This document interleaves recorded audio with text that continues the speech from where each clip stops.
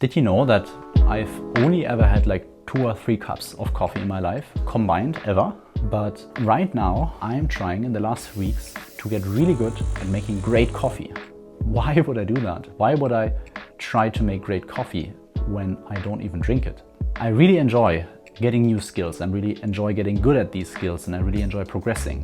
And that's who and how I am. This is what drives me. I have my big projects going on. You know, the startup, my day job as the head of technology, my real estate investment business, this YouTube channel now. And on the side, I try to fit in these micro skills, these tiny things that make me happy. In the past, it was things like getting my bike license and building the bed that my girlfriend and I sleep in every night, or even just writing my annual review letter every year. These are like small, finite projects that are over after a certain period of time and that I try to pursue where I get some reward more instantly, more immediately.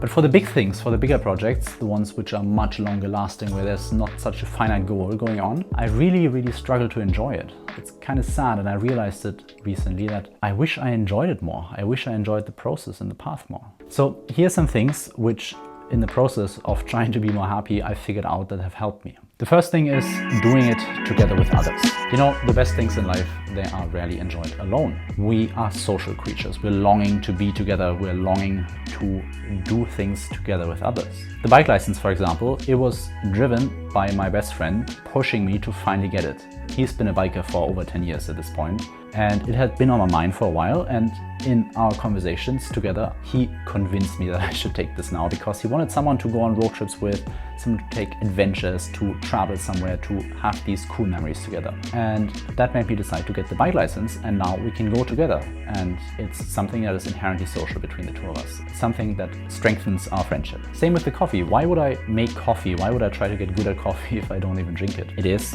for my girlfriend. She really enjoys drinking coffee. She has it multiple times a day. It's part of a ritual, you know, where she just relaxes whenever she has her cup. And me trying to figure out how to make good coffee and then teaching her in the same process, it has really made her more happy. It made having coffee more enjoyable. Even take something like my annual letter, which seems very solitary. You know, I sit, I write it for myself, and that's one of the main reasons. I write it so that 20 years from now I can look back and think like, why was I thinking this at this point? What made me tick? What made me do these decisions? But that's just one part. The other part is that by putting it all into a letter form, I can send it to the people that I care about. They can read, they can get, you know, a look into my heart, into my head at the moment, and it's a way of connecting with them. While the process itself is solitary, the result is that I have had a lot of contact in the last few years since I've been doing my letters, and I've gotten closer to a lot of people that I care about, and it has really helped me to become a more social person. The second thing is balancing your feedback portfolios. Now, that sounds very technical, right? But I've realized something about why I enjoy making coffee or riding the bike more than my bigger projects, and it's about the immediate feedback loop. For example, when I'm frothing milk for a cappuccino, I can instantly see how the foam is turning out, whether it's the right approach, whether I need to change something. I get instant feedback. It's the same when I shoot B-roll for my YouTube, or when I ride the bike, when I'm tilting and leaning in the corner. I can feel whether what I'm doing right now is working or not. I'm sure you've heard about flow, right? Like the zone where you magically produce and where you magically output everything at a spatial pace. The inventor of the word flow, Mihaly is his name, he said that having instant feedback is one of the essential ingredients to flow, to feeling flow. And that's what I've noticed as well. Whenever I get instant feedback, instant dopamine hits, you know, oh, this is going well, or, you know, oh, this is not so going well, I am much more connected to the moment. When I'm thinking long term, you know, bigger picture for my big projects, I don't get any feedback. I just have to imagine it all. This step, yeah, it's gonna pay off after I do this. In the long run, it's gonna pay off, but I don't know that for sure. I'm thinking, and I know, like on a factual basis, this is how it works. But with these artisan skills, you know, the bike or the cappuccino, the milk frothing, I get these instant feedbacks. I feel much more present in the moment. I think the solution to this is to find a good balance to your feedback portfolio. You have to have something long-term, something you're striving for. Otherwise, it's all just cheap feedback, you know, like whatever you get in the moment, and then when it's over, it's over. But if you only have the long-term things, which I used to have a few years ago, then you're missing out on the day-to-day fun of life, you know? You're grinding away for 10 years, and then you wake up suddenly and realize, what did I waste my time on? But if you find a good balance between the two, you know, the long-term goals, which eventually after 12 months, after 6 months, after 5 years pay off, and then you get huge excitement, and the day-to-day things, you know, when you do something right, when you take the right turn on the bike, when everything works out, that's also important. You need to find the right balance in your portfolio. You need to build a portfolio of things that give you feedback, short-term as well as long-term. The last and final thing, the third one, is very simple. It's to smile more. It sounds kind of funny, but this has been the biggest impact on my life so far. It's just to damn remember to smile right now, to smile while I'm recording this video, you know, like smiling makes such a big difference in your happiness. Am I sitting on my laptop? Am I grinding away? Am I trying to force out the solution here? Or am I cheering up? Am I being happy? Am I smiling? Am I trying to coerce the solution? Am I attracting the solution out and I'm dancing with the solution and I'm trying to find the right flow and it's coming out. I can feel it. Yeah, this is the right approach. This is how you feel present in the moment. This is how you become alive, you know? There's two sides to this. One, there's the macro, which is that I noticed that if I sleep well, for example, if I eat well, if I give myself enough time, if I'm not too stressed, then I'm just inherently more relaxed. And when I'm more relaxed, then I smile more, then I'm more happy, I joke around more.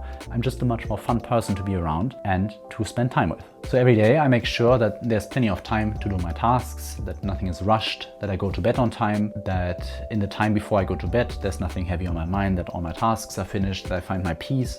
I can close out the day, I can start excited tomorrow, but today everything is finalized, and that I'm getting a good start into the new day with proper sleep. Of course, I'm not pulling it off every night. Of course, we're all the same here, but I make a conscious effort to at least get there.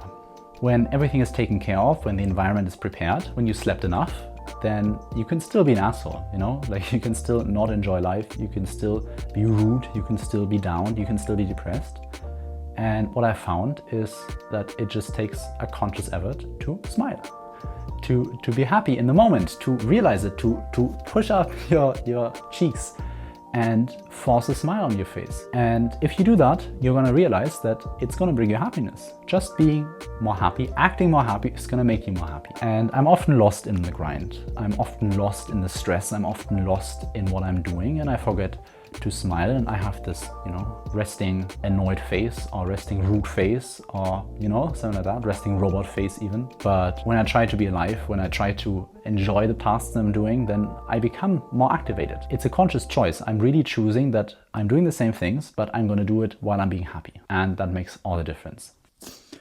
So, you know, I just got out of the shower and it's the morning and I know I should meditate now and I should sit down, but I rarely do it. So what I'm instead gonna do is just, you know, come sit down, and usually I ignore what I'm supposed to do.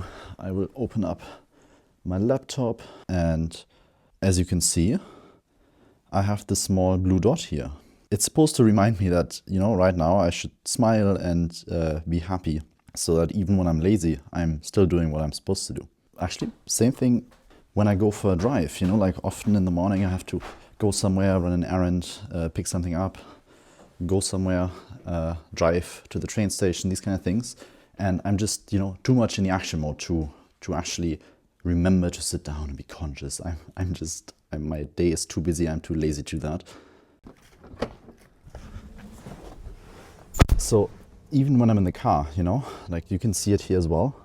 I have the small blue dot that when I go for a drive, when I start going, you know, that I am reminded to actually be conscious, to smile, to think about what makes me happy and just be present in the moment, you know. Now, there's this guy that I like. His name is Thich Nhat Hanh. He's into Zen, you know, and he has this practice called doing the half smile. Whenever you're doing it, whenever you are meditating, that's his approach, you should have a half smile on your face, you know? Straight lips, but slight angle upwards. He's practicing this actively, and I think you should do it whatever you're doing. Whatever you're up to right now, you should just smile a little bit. Do the half smile. Now, with those things in my tool belt, doing it with others, balancing the feedback portfolio, and to just damn smile more, I'm pretty well equipped to actually be more happy. I've built this toolkit for myself because I actually needed it. This is a video to myself to some extent, where I'm teaching myself and reminding myself of what I have to do to live a joyous and fulfilled life. Because in the end, I'm already doing what I want to do with my life, so I might as well enjoy the process, It all comes down to these kind of habits. You have to do it with others, you have to smile, you have to enjoy it, you have to balance where you get your joy and what you're doing, but that's all you need. Again, if you're new here, I'm Nikolai. I'm the head of technology for Apex Innovation. I'm building a startup where I'm tackling the Berlin real estate rental market, and I'm sharing my thoughts and lessons along the way that have helped me to reach where I'm at right now and how to enjoy and keep going, this specifically to enjoy of where I'm heading. And I'm sharing this with you in these YouTube videos. I'm sure the next video is also going to be important to me. I haven't quite decided what I want to talk about, but until then, take time, take care, and see you soon. Ciao.